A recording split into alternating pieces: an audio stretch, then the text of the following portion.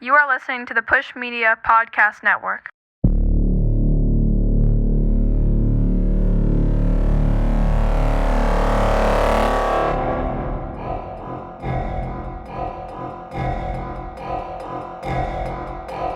This is good shit.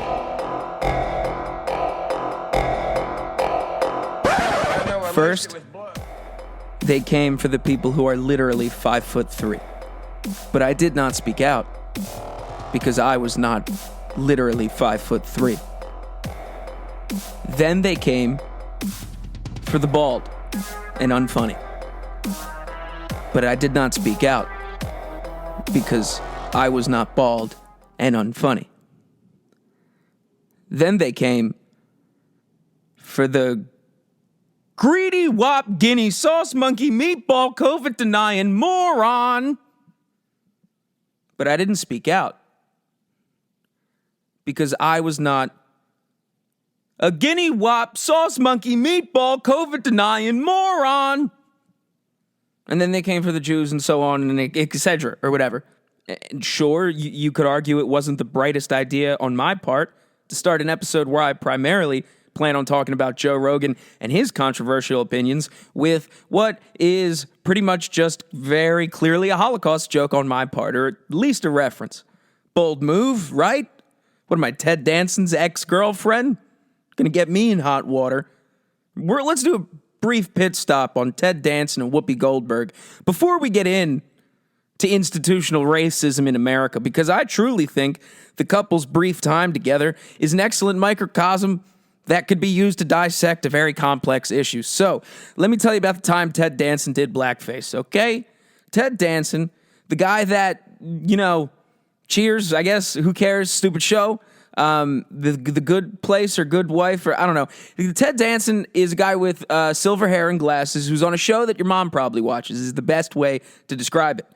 And he dated Whoopi Goldberg at one point because Whoopi Goldberg, I don't know if she's like literally batshit insane or just really gangster, because Sister Act, fucking tremendous movie, absolutely incredible, just a good time. Sister Act 2, evidence the woman should be locked up and put away forever. So I don't know, because part of me thinks like Whoopi Goldberg would be the type to what I'm getting at is Whoopi Goldberg pegged to Ted Danson. Whoopi Goldberg does the fucking, okay? That's what I assume.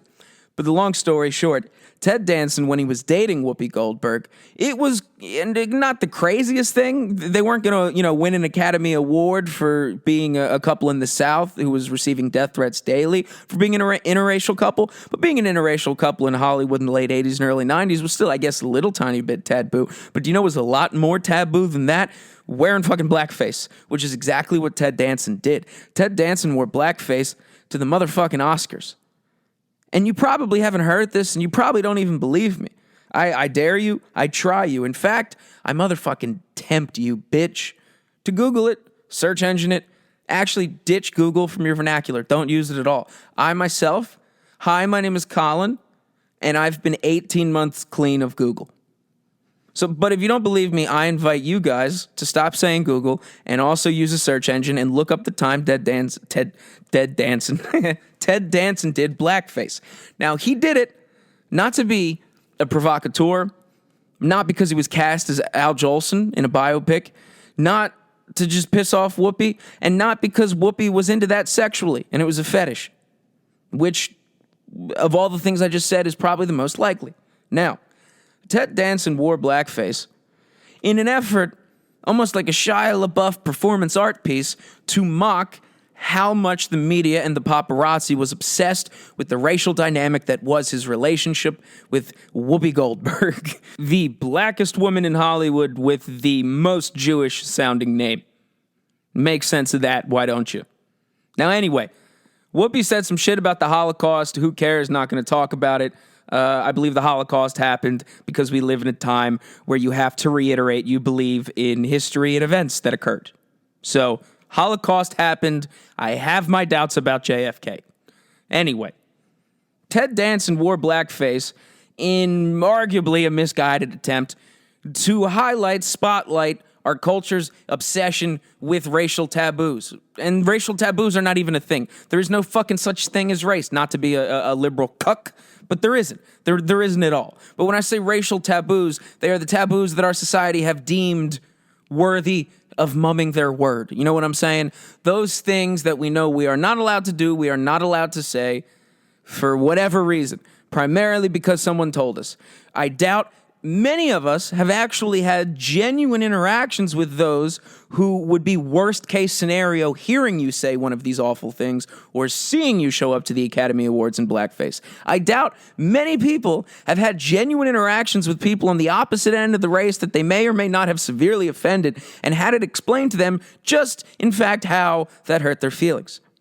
If that were to have happened, there probably wouldn't be so much bullshit brouhaha going on right now. And make no mistake, cousin, Joe Rogan is literally 5'3". He's literally 5 feet 3 inches. Your little sister is bigger than Joe Rogan. But besides that obvious fact we all knew, he's clearly on the receiving end of some organized, cohesive effort to silence him, deplatform him, censor him, have some level of his influence currently be dropped down significantly. Now, by who? That is the subject for debate. Some argue Neil Young. Others, who are not fucking stupid, and say, hey, Neil Young's one of the ugliest fucking people I've ever seen of all time, and B, who really cares what he has to say or think, and C, who the fuck is Joni Mitchell? That doesn't really make any sense. So if you're not a fucking moron, I would say maybe Blackstone. If you want more of that explanation, I would suggest you listen to my last episode where I break it down. But Neil Young, before he, issued Spotify a big ultimatum that triggered, in course, a series of events that led to Joe Rogan saying the N-word repeatedly, pretty funny, I might add.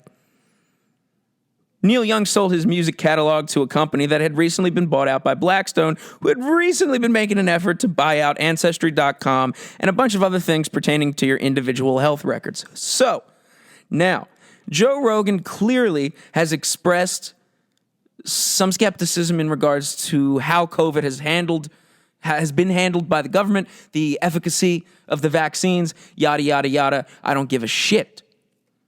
What I have to say and think about this matter has very little to do with COVID. In fact, I don't give a fuck about COVID anymore. I don't. I truly don't. Think of the thing you care less about. I care about COVID even less than that. When you say, you, not me, you person listening to this right now, I'm the guy saying to you, the thing that when you say, I could give less of a shit, whatever's in your head when you say that, that's how much I care about COVID, only a little tiny bit less, okay? Almost as much as I care about how upset your father gets when I make sweet love to your mother because she needs it. I don't give a shit about COVID anymore. I don't care at all. And I don't think anyone does. And that's why I wonder, why is this opinion that Joe Rogan has about COVID making such a wave with everybody? Because who gives a shit?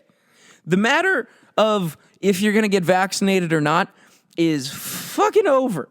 You either got it or you didn't. No one is still on the fence anymore. There is literally not one person left in the world still waiting for some more information. You're either not going to get it at all, and that's fine, but you're stupid, who cares? Or you got all of them, and that's fine, and you're stupid, who cares?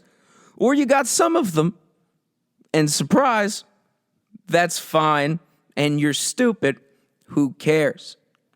I don't give a shit anymore. It doesn't matter. So you can't tell me that the danger to society, the way our own government is framing it about a motherfucking podcaster, the danger that he is creating in this country is because he has so much influence over people through his show that his honest, somewhat unenlightened, I guess is a polite way to say it, conversations with who gives a shit might make some people refuse to get the vaccine and continue the pandemic. Or even worse, kill that person. Or so we are led to believe. But does that make any sense at all to you? And I know it's presented like pretty much any other event or news story in this country, very, very simply and digestible for the average dodo bird. I know every bit of information, for the most part, here is given to us, chewed up, and spit into our mouth by a mama bird already, because we can't handle chewing our own food. So I know it's easy to see, well, these very important people like Neil Young and Joni Mitchell really give a shit about me, someone who has not gotten vaccinated yet, but I'm very much open to it still, a year after they've been out and available. Obviously, Neil Young and Joni Mitchell spend the last 45 days of life they have left on this planet worried about little old me and whether or not I'm going to get vaccinated, and concerned if I'm listening to a podcast with a boring fucking doctor from Who Gives a Shit University on the board of Who Cares talking about maybe the vaccine might not work. Does that make literally any sense to you? Ask yourself, does Neil Young give a shit if you're vaccinated? Does that make sense? Does that actually make sense at all? And if it does, to you, phenomenal. The odds of you getting hit by a bus are pretty high, literally probably right now, because you're the type of idiot who doesn't even look both ways before you walk across the street, which is fine. We can afford to lose you, which is also how I feel about people who haven't gotten vaccinated by now. If you're refusing to get vaccinated, that's fine. That's your God-given American right or whatever. But if you get sick and you die, you had your shot. You know, it sucks. That's a shame. But you made your bed, now lay in it. And since when does the government give a fuck about limiting that at all? If anything, we have an overpopulation and a resource problem. The government shouldn't be encouraging people not to get vaccinated. Which it seemed like at least the Democratic Party was doing a whole fuck of a lot when Trump was in office and he got the vaccines that you so desperately need to get now to not be a social pariah. The Democrats, when Trump was in office, you couldn't pay them to get vaccinated. And they tried. Tickets to a Rockies game if you get vaccinated. Bullshit like that. And the Democrats were like, nah, I can't get the Trump shot. Those same exact fucking shots, 14 months and one Capitol riot later, you suddenly need to get in order to not be a leper. Or someone who listens to Joe Rogan. And if you're someone who listens to Joe Rogan, you do need a little guidance. You know, if you enjoy Joe Rogan, if you get most of your opinions and facts and current events about the world from the Joe Rogan podcast, you do kind of need to have your hand held a little bit. You do kind of need to be told you're trying. It's good. Keep it up. You do need your coloring work to be displayed on the fridge a little bit longer than most, because you are not much smarter than the average monkey.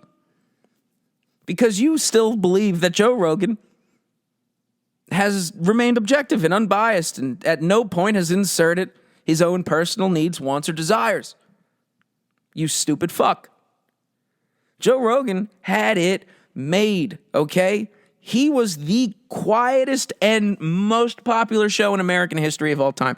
Think of that. Think of what I just said. The combination of those two things is incredible and a dream scenario that anyone who's ever broadcasted anything would pray to any god they ever may meet to have. He literally had millions and millions of people, more than any other show in history, times 10, listening to him get high and fuck around with his friends, and every now and then have an interesting conversation with some renegade professor who was really into mushrooms, maybe leading evolution or something. And that's fun. Who doesn't want to believe mushrooms can make you smarter? Doesn't that seem simple?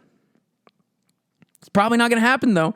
And like most people, once you graduate college, you come to your senses and you realize mushrooms aren't going to make you a genius or John Lennon. They're just going to make it difficult for you to go to bed early and maintain a regular life and have a day job. You dumb idiot again. And then Joe Rogan got really greedy. He really, really got greedy and selfish because he was making probably $30 million a month through advertising, blah, blah, blah, blah, blah. And then Spotify comes along, a little Swedish startup company full of Swedish people, which, red flag right out of the gate, no? I mean, they're pretty clumsy in the kitchen. That's a Swedish chef reference is what it is. That's a Muppet reference for your bitch ass. Anyway, so the Swedes come in, they offer to buy out Joe. And Joe says, $100 million? $50 million? Chris Tucker was on Jeffrey Epstein's plane. Anyway, so Spotify comes along and offers Joe $100 million to, by their own words, quote, keep doing the same thing, but only do it for Spotify. Only do it for this business. Joe Rogan takes it because he's a person and he saw $100 million. And I don't blame him. $100 million is $100 million. That's to Chris Tucker, $50 million. That's a lot of money. That's a fuck ton. That's so much money, it could literally maybe make you 5'5" if you spend a lot of it with the best doctors. So Joe Rogan takes it. And his show, which was quietly the most popular thing in America, became exclusive to Spotify and became loudly one of the most mildly watched programs. His audience dipped lower than your mom when I see her. I'm talking, he lost like 40% of his audience right out of the gate. And he said this. I'm not making this up. This ain't conjecture, Your Honor. Joe has said this. Other comedians have said this. It's become kind of a joke. And then he moves to Texas, which I have some strong feelings about because it's not 1884. You shouldn't do that. Just say you want to avoid taxes. Be sincere with your word. I hate when cliches end up being the simplest answer. So you move to Texas, and then you can't get a guest worth their shit to come on the show. Who gives a shit about the people? Have you tried to even look at Joe Rogan's show lately and see all of the trans power lifting adjunct history professors that he has on from the University of Austin? Who gives a shit? And somehow, the show, which has lost almost half of its audience, is being talked about in the mainstream media more than ever. Explain that again. You can't. That makes as much sense as the fact that Neil Young gives a shit about your vaccination status, you jackass. So, logically, what I am led to believe, or can only deduce, is that the powers that be must have it in for Joe Rogan because, think about it, Neil Young doesn't give a flying fuck if you're vaccinated. Joni Mitchell doesn't know where she is or how old she is. So they probably don't even know who the fuck Joe Rogan is. They don't listen, so that doesn't make any sense at all. It's probably more likely that the shadowy group of bad bankers that bought out Neil Young's music catalog not more than a month earlier and have been buying up private companies across America that specialize in public health records and things that track every aspect of your life are maybe using recently purchased mouthpieces to try and censor a guy with a pretty big reach who, to his credit, at least at one point, was making an effort to be objective and unbiased and get to the truth. Because if there's one thing that the quote-unquote bad guys, and that goes for any situation that you may find yourself in, whatever your bad guy is in whatever situation you're thinking about or experiencing, the one thing they don't want you to know about is the truth. And that might sound general, that might sound vague, but that's what it is. And most people don't think it'd be like it is, but it certainly do. So that begs a better question. Why is someone trying to censor Joe Rogan? Well, he does have a pretty big audience. At one point, the biggest in the country, probably the world. He does also speak primarily to a demographic which is, at least according to the White House as of late, statistically veering into some waters some may label domestic terrorism.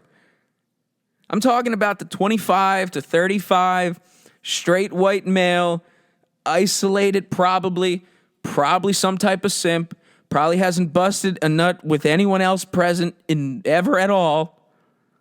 Those prone to just, they're so sad one day from not fucking and women voting that they just find themselves watching an ISIS video. Because that's who Joe Rogan speaks to. He speaks to a lot of people. He definitely doesn't have those guys on the show, but that's who listens to his show.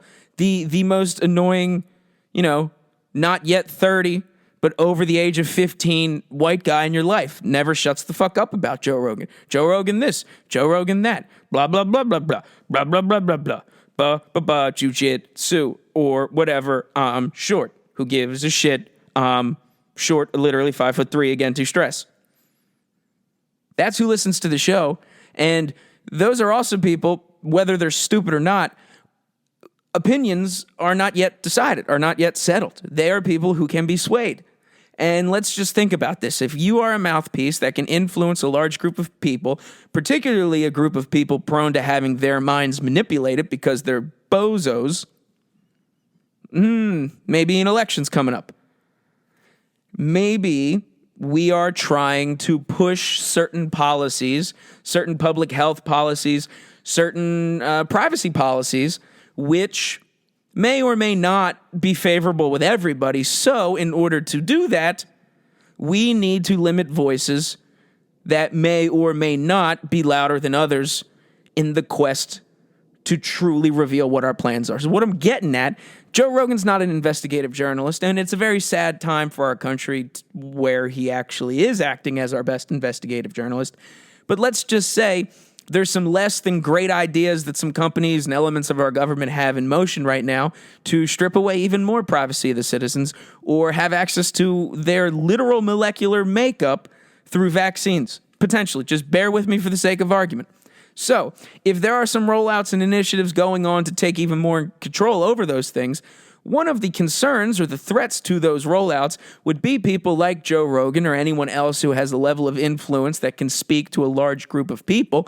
One of the threats to your taking over of the world through whatever the fuck would be people like Joe Rogan. So to neutralize them, you would want to censor them. You would want to do what you did to, I don't know, let's say Alex Jones, the guy who told us about the island in the Atlantic where they fucked children with presidents and kings and queens and actors and Chris Tucker. Alex Jones told us this in 2007, I believe, for the first time. And then he was deplatformed because he said some crazy shit about Sandy Hook, obviously. You can't say that. But kind of seems very similar to the playbook with Joe Rogan, right? Joe Rogan, not to make any fucking parallels to what Alex Jones did with the Sandy Hook victims and what Joe Rogan did with questioning the vaccine, but he said something which is considered dangerous or a threat, which, the biggest gripe with what Alex Jones did, apart from just, putting the parents of victims through more tragedy, was the fact that there was a threat made to their lives. People were going to Sandy Hook, Connecticut, asking, hey, why aren't there death certificates? Why has the school not looked like it was operational for several years? And then maybe threatening the parents, which is awful. But that was Alex's fault because actual danger was being presented. And the White House, the motherfucking speaker, the press secretary, whatever the shit, she said that there is a danger being presented. Same danger, same word, through Joe Rogan's conversations with a boring doctor about a vaccine I don't give a shit about, and no one does anymore. Obviously, those are not equal, even though the White House is using the same word and implying that they are, and in fact calling for the same set of actions and repercussions. Deplatforming, censoring. The press secretary made a statement that Spotify agreed to put up censor warnings or advisories or whatever, and the White House was like, that's a good step, but there needs to be more done. Basically, he needs to be fucking gone. He needs to hit the road, Jack, and don't you come back till you're 5'8", 5'8", 5'8", because you're 5'3", and that's too short to be a grown man. Now, whether or not you like Joe Rogan or not. And I actually really don't like Joe Rogan anymore. I think he's a fucking idiot and a sellout, and he had it made, and he decided to get too selfish, and now enjoy the grapes you hath sowed or whatever, or something. You get the point. News and big stories or these zeitgeisty narratives that we get to hear about, they all kind of have an allegorical meaning to them, don't they? There's always some fable element to it. Joe Rogan, the star that shined too bright, got greedy, and now you have to deal with a bunch of shit on your face that you didn't want because you got too greedy. For every action, there's a reaction. An object in motion remains 5'3" literally, as an adult man. That's what you got to deal with. now I am in the uncomfortable position of having to defend Joe Rogan because censorship has come a-knocking for what is unfortunately our country's best shot at objective reporting. Shit, we are fucked. But we have to. So, the COVID thing, everyone talked about that for a week like anyone cared at all. And it just wasn't really sticking, I guess, because, no one really cared at all. And then someone decides to put together a compilation of Joe Rogan saying the N-word a whole hell of a lot. You know what I'm saying? In a bunch of different outfits, in a bunch of different contexts, with a bunch of different guests. And then one time he said black people and Planet of the Apes, which is a big no-no. And honestly, bro, maybe, hey, anyone who ever directed a Planet of the Apes movie, rename it. Fucking consider that. All right? First of all, are they even that good? I haven't seen any of the Planet of the Apes movies. Are they so good? Are they so good? Everyone has seen them to the point where they can't get them out of their mind and they accidentally reference them when talking about blacks. I hope they are not. I hope a movie ain't that good to make you racist. But, Black Klansman was great. Honky. I felt like I was starting to get too serious. You cracker Mick. Anyway. So Joe Rogan now has said the N-word a lot. But the thing is, the clip was a compilation of him saying it over the course of a fucking decade.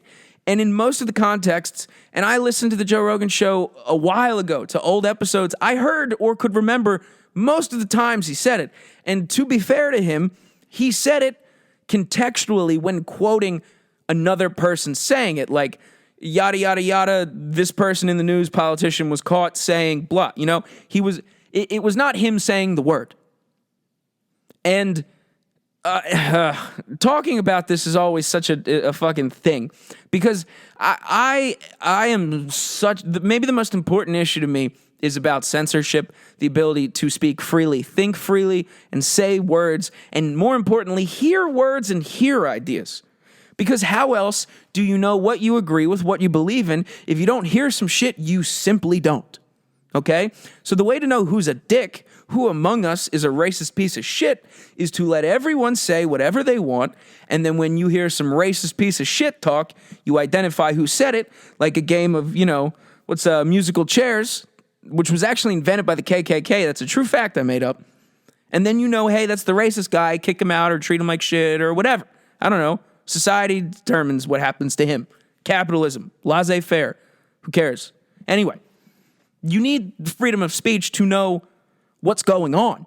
Because the second you take away the ability to speak freely, you create instantaneously an entire ecosystem of non-truths, little lies that could intersect and give way to channels of manipulations and avenues of deceptions that will pose an actual danger to you. Not a danger that the White House considers a threat, a danger that will existentially wipe you off the face of the fucking earth if you're not careful. So you have to be able to speak freely. You also have to be able to speak stupidly and racistly. Now, language will evolve as society evolves. What is polite and decent will change.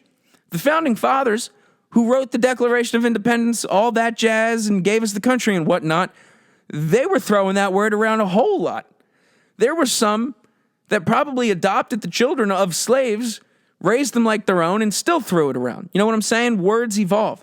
The same reason that, you people don't use the slur for gay people anymore as friendly as they once did. The same reason people don't say later when hanging up the phone, because this isn't the early 2000s with an episode of Entourage where everyone's on the phone and just says later. It's fucking weird. Words go out of style. People don't say tubular anymore. People don't usually say the N-word anymore either, but sometimes they do. But if they're quoting it, is that the same thing as saying it? No, it's not, because words are intentions, which is the whole point of knowing what you believe in, because an intention is a belief. So if you can tell what someone else's intention is, you understand what their other belief is. And then you know what kind of person they are. But do you remember middle school? Did you ever read a book that had the N-word in it? Did you ever read To Kill a Mockingbird? Or if you went to an inner city school, To Cap a Pigeon? You had to throw that around a lot. Remember the character Jim? Big problem in that book. You can't read that out loud, but every time you were reading that book in middle school, every time, I swear to God, every time, any book that you read in middle school, high school, anything from Mark Twain to, To Kill a Mockingbird, The Great Gatsby, any book that had the N-word, which was most in American history at one point, there was always one kid when they were reading would slip up and accidentally say it. And then everyone in the class would have a gasp, and it would get quiet. And then the usually white teacher would have a really sticky situation on their hands where they would have to say, you know what? I'm actually glad this happened because this gives us an opportunity to discuss the loaded nature. This is actually something that happened to me, I think, in 8th grade, if I'm remembering correctly, where there was I'm going to use his real name. Fuck it. The kid named Fakri that I went to middle school with, who was from Azerbaijan, which is, God bless you, a country.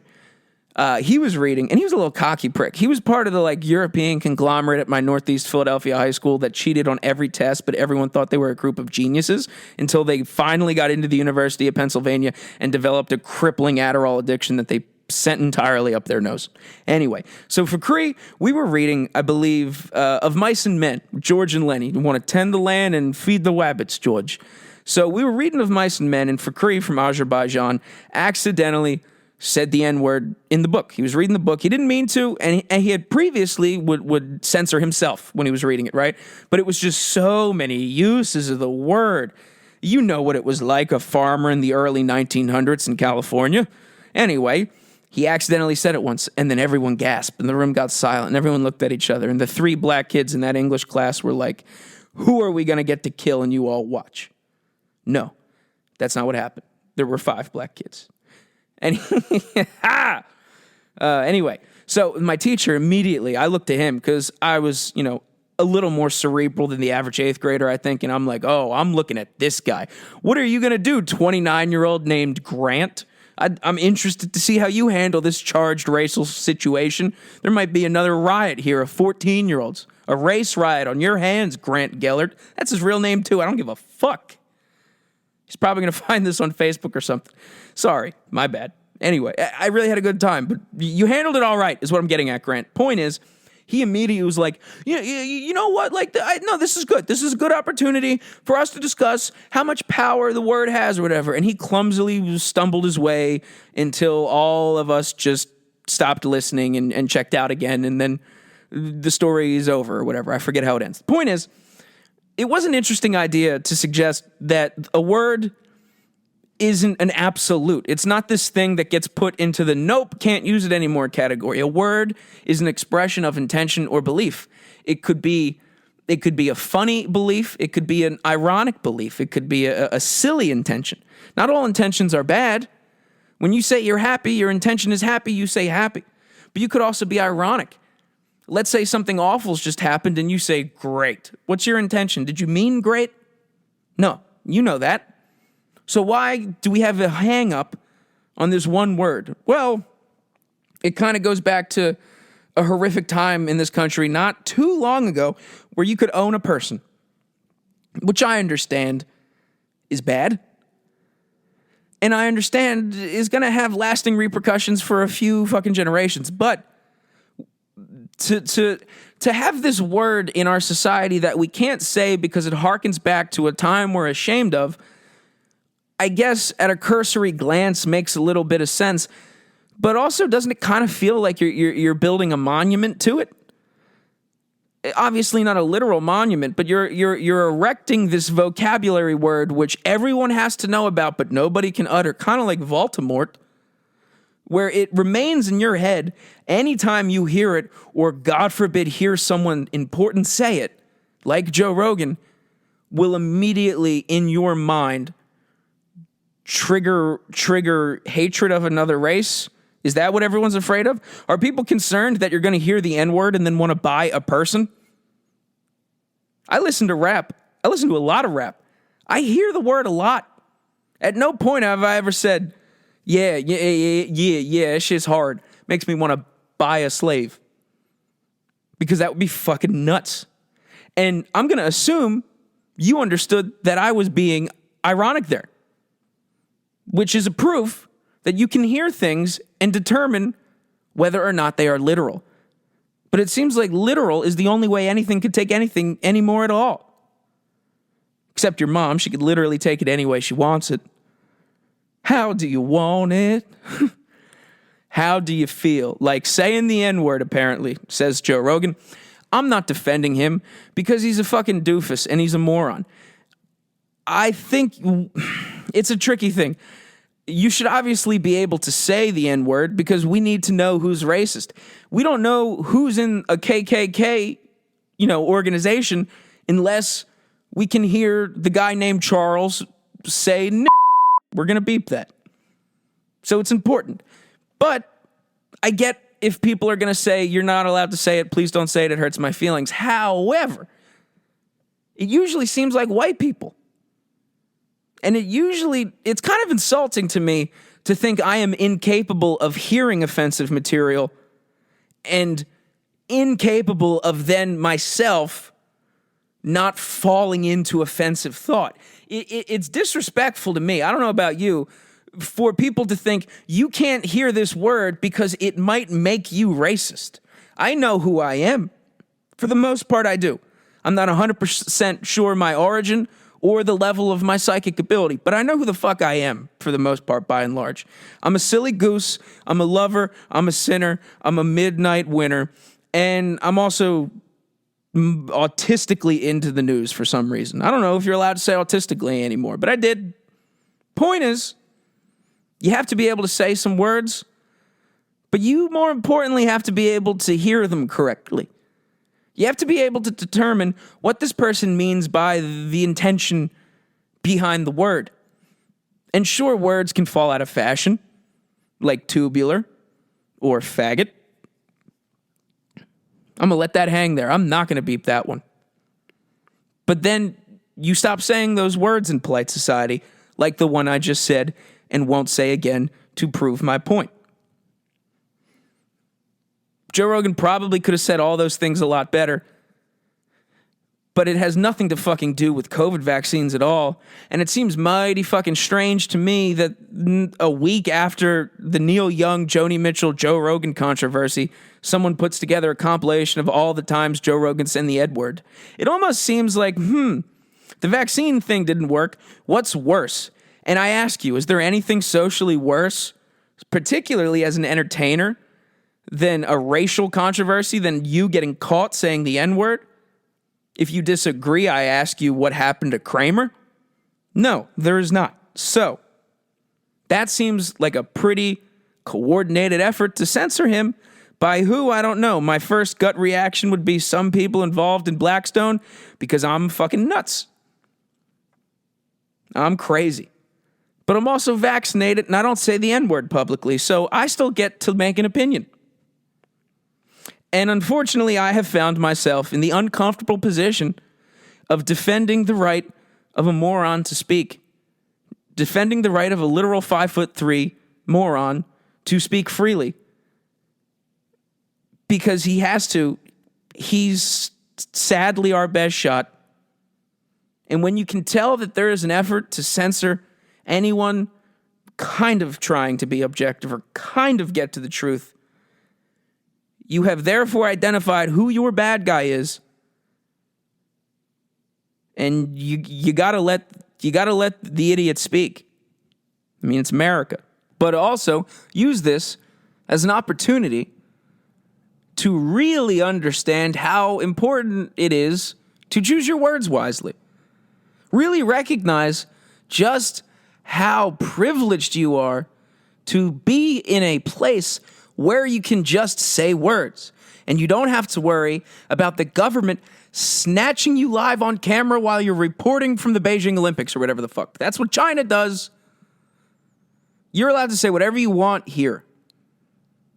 You shouldn't want to say words that hurt people's feelings. You shouldn't want to hurt people's feelings. But we should also know who the people are that want to hurt people's feelings. And if we're going to be allowed to say all of the words that we want, which we need to, it's the best system, We also should be aware of what words fall out of fashion, which ones we probably shouldn't say, which ones we really need to be motherfucking sure need to be said in this moment, or if we really, really mean it. Because some words are more serious than others. And you know that's true, which is proof it's all about intention.